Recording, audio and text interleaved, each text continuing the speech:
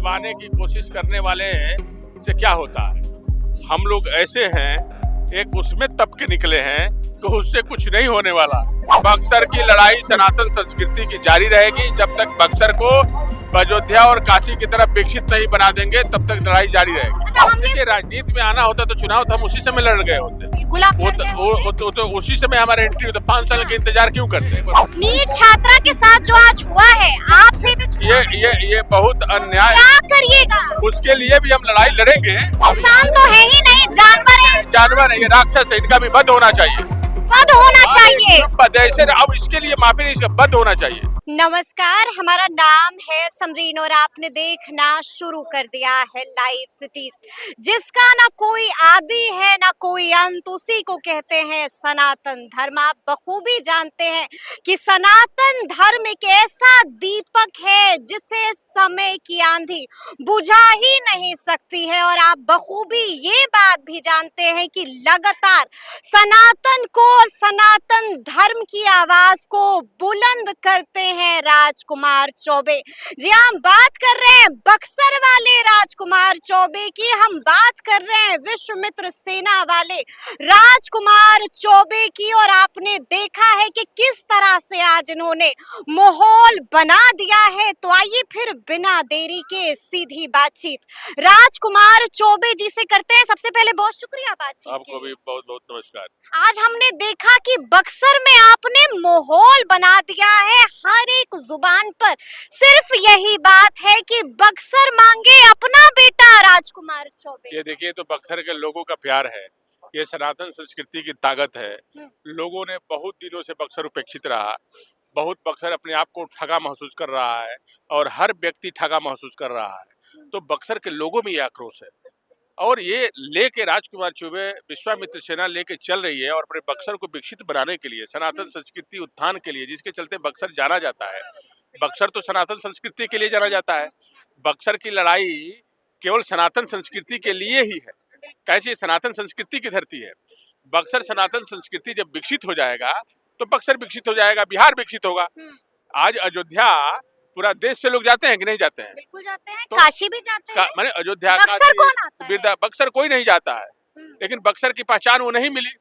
जबकि बक्सर का इतिहास देखिए तो भगवान राम से जुड़ा हुआ है और ऐसा जुड़ा हुआ है कि भगवान राम को महर्षि विश्वामित्र जी ने राक्षसों को नाश करने के लिए 2 राजकुमार को लेके आए। वो पहले राजकुमार थे, अयोध्या से बक्सर आए तो राजकुमार थे, लेकिन जब वो लड़ाई लड़े यहाँ, जब राक्षसों का वध किए, तब बन गए मर्यादा पुरुषोत्तम राम।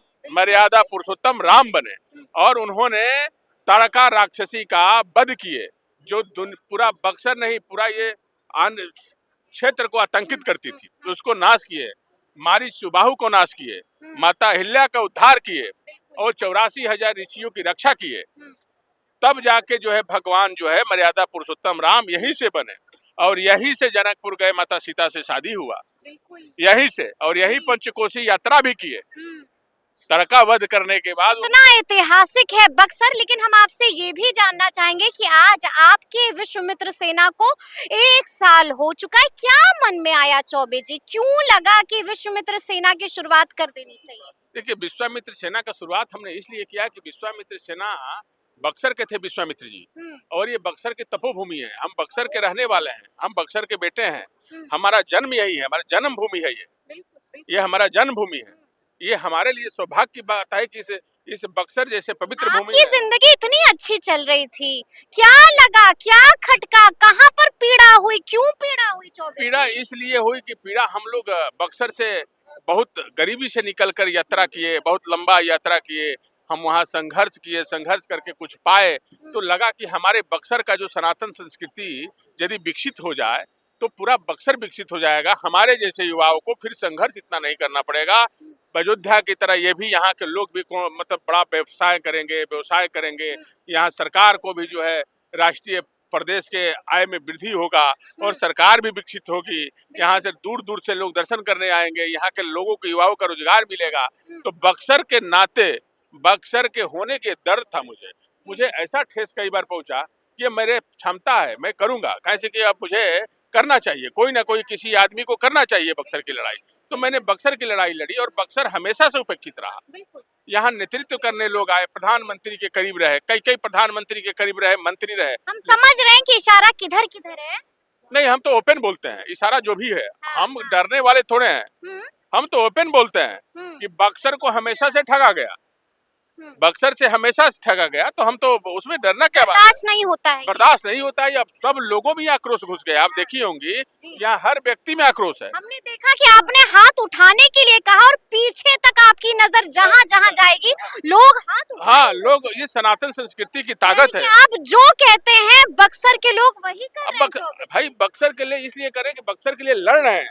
बक्सर अच्छा, की एक साल का ये जो पूरा सफर रहा कैसा रहा? कई उतार चढ़ाव देखे होंगे, कईयों ने रोकने की भी कोशिश की होगी, कईयों ने तो दबाने की भी कोशिश की। देखिए, दबाने की कोशिश करने वाले से क्या होता है, हम लोग ऐसे हैं, एक उसमें तप के निकले हैं कि उससे कुछ नहीं होने वाला है। वो जितना तप के निकलता है वो उसका उतना ही मजबूत होता है। तो हम तप के निकले हुए हैं और बक्सर के लिए संकल्प लिए हैं कि बक्सर विश्वामित्र की नगरी है।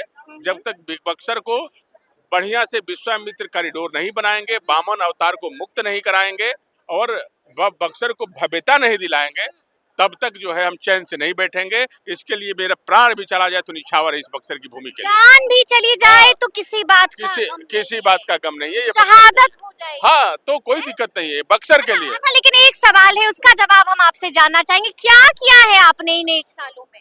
एक साल क्यों माने कि आप में है वो बात? सेना में ये बात है कि आपको देखना है तो देखिए, लोगों में पूछिए, आज बक्सर की आवाज विश्वामित्र सेना बन गई है। लोगों में विश्वामित्र सेना के प्रति क्या क्या किया है आप? आज हमने बक्सर के लोगों के लिए, पहले तो प्रधानमंत्री को मैंने आवेदन दिया कि हमारा बक्सर की लड़ाई लड़ने के लिए।